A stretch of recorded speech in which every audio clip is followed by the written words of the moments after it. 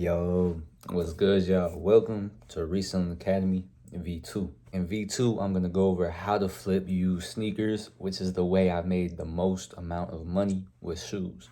In these videos, I'm not going to go too deep on the basics of reselling. I'm really just going to jump into the information you need to know. If you are brand new to reselling and have no idea how to do this, please check out V1, which is in the Discord, of course. But here's why I recommend new shoes over brand new. Of course, both have their pros and cons, but used shoes you are able to get for much cheaper and often make more money on them than brand new. This is because they are used and not brand new.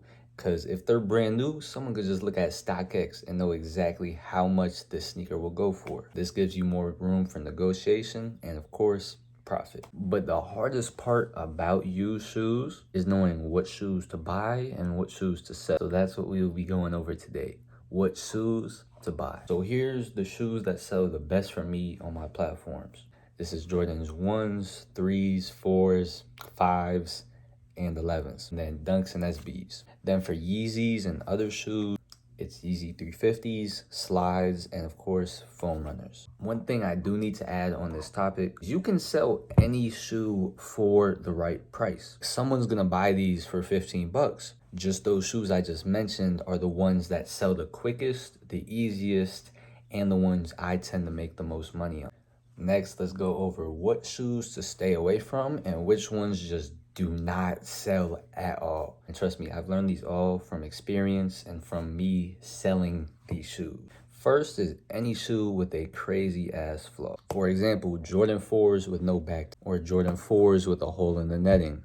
These are just flaws people don't really want to see on their shoe. So unless you get this shoe for like 50 bucks, no one's really gonna buy it. The second type of pairs I stay away from, the second type of shoe I stay away from are older releases that have retro resale. For example, a pair of 2012 Thunder 4 will not see me reselling them because there's a 2023 version that people would much rather prefer over that older version. The third type of shoes I stay away from are beat ass pairs.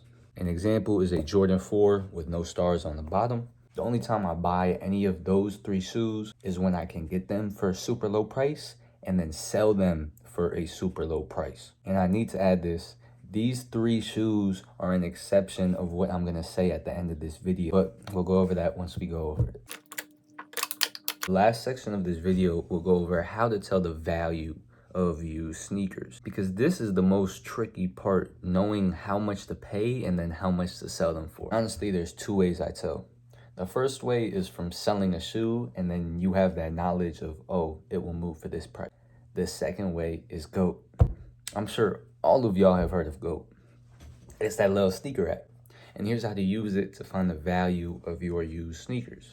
So let's find the price of these size 13 Jordan 4 military blacks. First, pull up GOAT and look the shoe up. Then look at the price of the cheapest shoe on GOAT. For these, it's $282 with a good box, which mine has OG. Then here's a part most people don't know about or forget to even do. Look at the other prices and the other sizes, because one size might be extremely high compared to all the others. And you never want to end up paying $200 to $300 over what these shoes actually go for.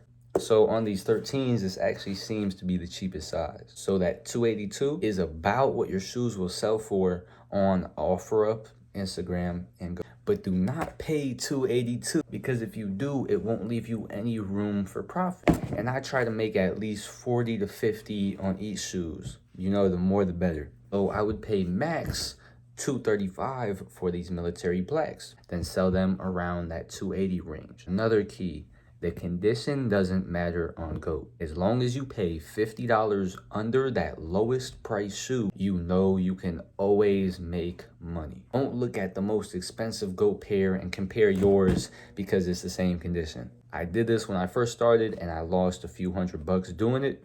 So I'm trying to teach y'all a lesson before you have to go through. And that's how simple it is. Next video will go over exactly where to buy these sneakers once you know the value that they go for. I'll see y'all there.